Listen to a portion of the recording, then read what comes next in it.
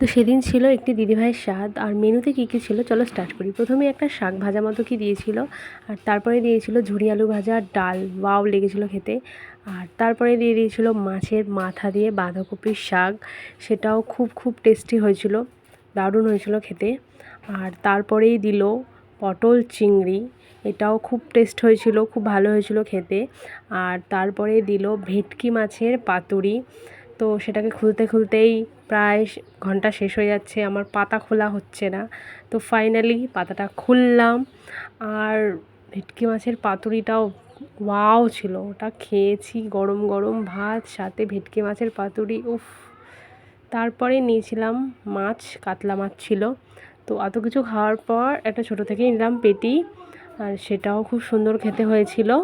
আর তারপরেই চলে আসলো চাটনি আর পাঁপড়, আমের চাটনি আর পাঁপড় দেওয়া হয়েছিল, সেটাও খুব ভালো লেগেছিলো। আর তারপরে দিয়ে দিয়েছিল একটা পান্তুয়া আর একটা রসগোল্লা, আর তারপরে দিল আইসক্রিম।